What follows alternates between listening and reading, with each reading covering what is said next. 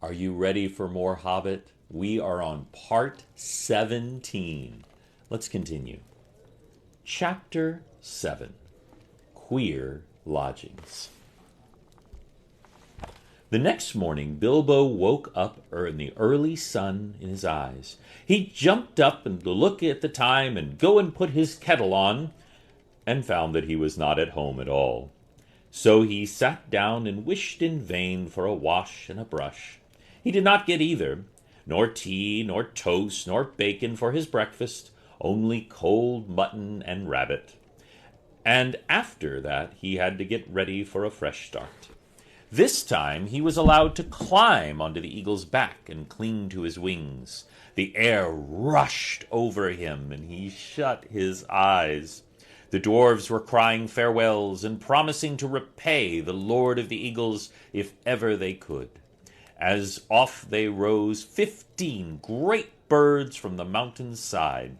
The sun was still close to the eastern edge of things. The morning was cool, and the mists were in the valleys and the hollows, and twinned here and there about the peaks and the pinnacles of the hills.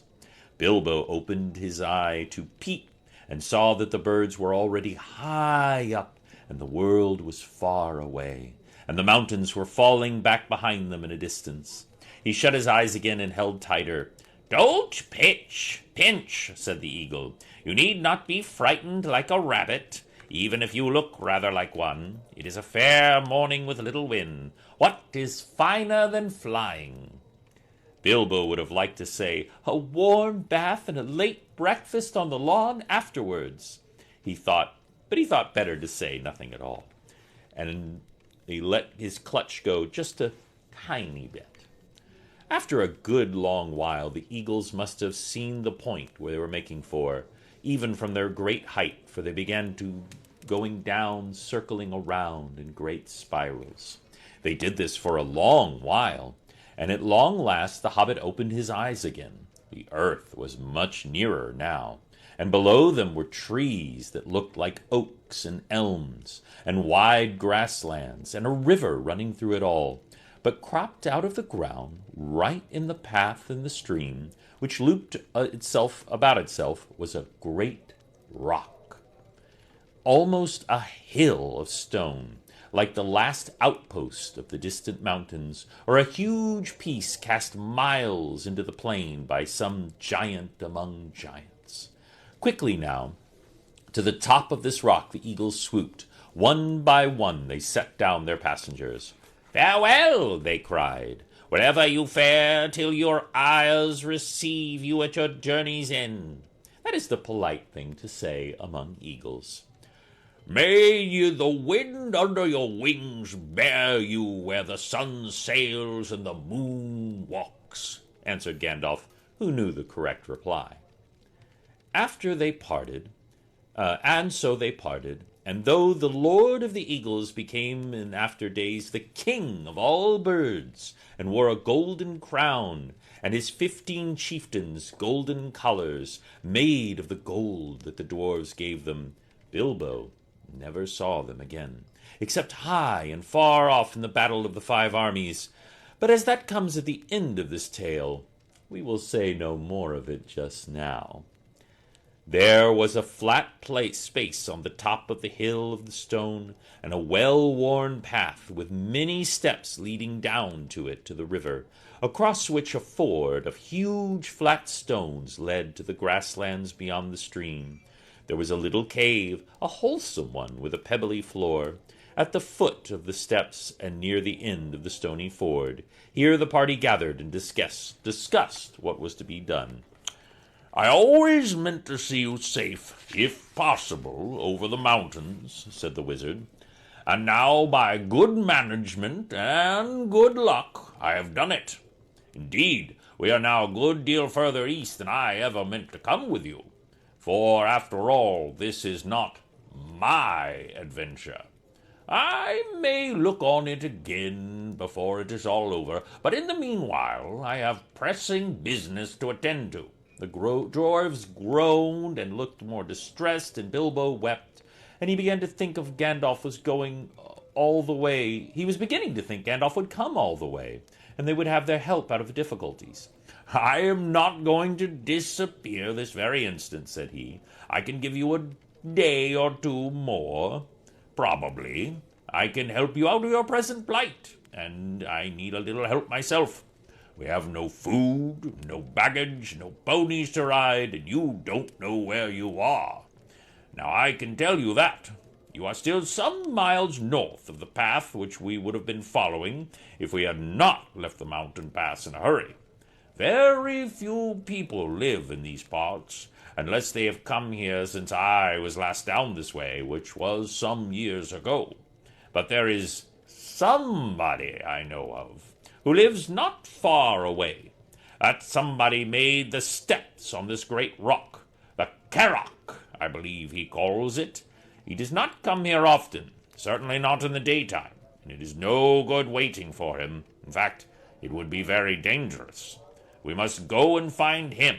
If all goes well at our meeting, I think I shall be off, and wish you, like the eagles, farewell wherever you fare." They begged him not to leave. They offered him dragon gold and silver and jewels, but he would not change his mind. We shall see, he said, "and I think I have already earned some of your dragon gold when you have it." After that they stopped pleading, and they took off their clothes and bathed in the river, which was shallow and clear and stony at the ford. When they had dried in the sun, which was now strong and warm, they were refreshed, if a sore and a little hungry. Soon they crossed the ford, carrying the Hobbit, and began to march through the long green grass down the lines of the wide-armed oaks and tall elms. "And why is it called the Carrock?" asked Bilbo, as he went along the wizard's side. "He called it the Carrock because Carrock is his word for it. He calls things like that Carrocks, and this one is the Carrock because it is the only one near his home, and he knows it well." "Who calls it that? Who knows it?" "The somebody I spoke of, a very great person. You must all be very polite when I introduce you.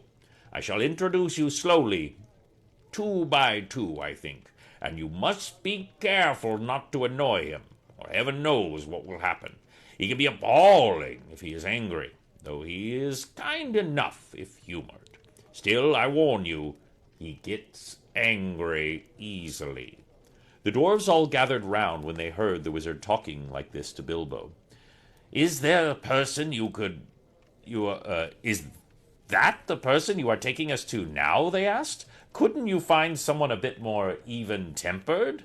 Hadn't you better explain things a bit clearer?" and so on. "Yes, it certainly is, and no, I could not. And I was explaining very carefully," answered the wizard crossly. "If you must know more, his name is Bjorn. He is very strong, and he is a skin changer." "What? A furrier? A man who calls rabbits conies, and he doesn't turn their skins into squirrels?" asked Bilbo. "Goodness gracious heavens, no, said Gandalf. "Don't be a fool, Mr. Baggins, if you can help it. And in the name of all wonder, don't mention the word furrier again as long as you're within 100 miles of this house. Nor rug, nor cape, tippet, muff, or any such unfortunate word. He is a skin changer. He changes his skin. Sometimes he is a huge black bear, and sometimes he is a great, strong, black-haired man with huge arms and a great beard. I cannot tell you much more, though that ought to be enough. Some say that he is a bear descended from a great and ancient bears of the mountain that lived there before the giants came. Others say that he is a man descended from the first men who lived before Smaug and the other dragons came into this part of the world, and before the goblins came into the hills out of the north. I cannot say, though I fancy the last is the true tale. He is not the sort of person to ask questions of. At any rate, he is under no enchantment but his own. He lives in an oak wood, and he has a great wooden house. and as a man keeps cattle and horses which are nearly as marvelous as himself. They work for him and talk to him. He does not eat them, neither does he hunt or eat wild animals. He keeps hives and hives of great fierce bees, and lives most on cream and honey. As a bear he ranges far and wide. I once saw him sitting alone on top of the Carrock at night, watching the moon sinking towards the misty mountains. I heard him growl in the tongue of the bears, "The day shall come when they will perish, and I shall go back." That is why I believe he once came from the mountains himself. Bilbo and the dwarves now had plenty to think about, and they asked no more questions. They still had a long way to walk before them. Up slope and down dale they plodded. It grew very hot. Sometimes they rested under the trees, and then Bilbo felt so hungry that he would have eaten acorns if any had been ripe enough and fallen to the ground. It was the middle of the afternoon before they noticed that great patches of flower had begun to spring up, all the same kind growing together as if they had been planted. Especially there was clover, waving patches of coxcomb clover and purple clover, and wide stretches of short, white, honey-smelling clover. There was a buzzing and a whirring and a droning in the air. Bees were busy everywhere, and such bees! Bilbo had never seen anything like them. If one was to sting me, he thought, I should swell up as big again as I am. They were bigger than hornets. The drones were bigger than your thumb, a good deal, and the bands of yellow on their deep black bodies shone like fiery gold. "We are getting very near," said Gandalf.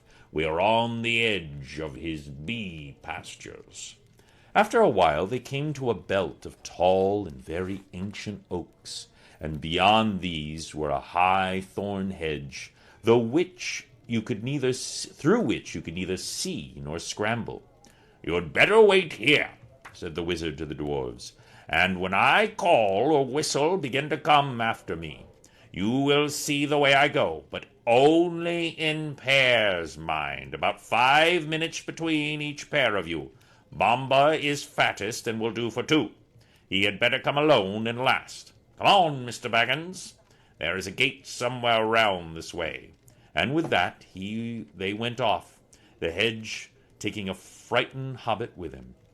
They soon came to a wooden gate, high and broad, beyond which they could see gardens and a cluster of low wooden buildings, some thatched and some made of unshaped logs, barns, stables, sheds, and a long, low wooden house. Inside of the southward side of the great hedge were rows and rows of hives with bell-shaped tops made of straw. The noise of the giant bees flying to and fro and crawling in and out filled all the air. The wizard and the hobbit pushed open the heavy creaking gate and went down the wide track towards the house. Some horses, very sleek and well-groomed, trotted up the grass and looked at them very intently with very intelligent faces. Then they galloped off to the building. "They have gone to tell him of the arrival of strangers," said Gandalf. Soon they reached a courtyard, 3 walls of which were formed by a wooden house and its 2 long wings. In the middle there was lying a great oak trunk with many lopped branches beside it. Standing near was a huge man with long, thick black beard and hair and great bare arms and legs with knotted muscle. He was clothed in a tunic of wool down to his knees, and he was leaning on a large axe. The horses were standing by him with their noses at his shoulder. "Ugh, here they are," he said to the horses. "They don't look dangerous. You can be off." He laughed, a great rolling laugh, put down his axe, and came forward. "Who are you, and what do you want?" he said gruffly, standing in front of them and towering tall above Gandalf. As for Bilbo, he could easily have trotted through his legs without ducking his head to miss the fringe of the man's brown tunic. And if you want to see what happens when Gandalf and Bilbo meet Bjorn, we'll cover that in part 18. Yes, 18. Thank you for watching Role Play Riot.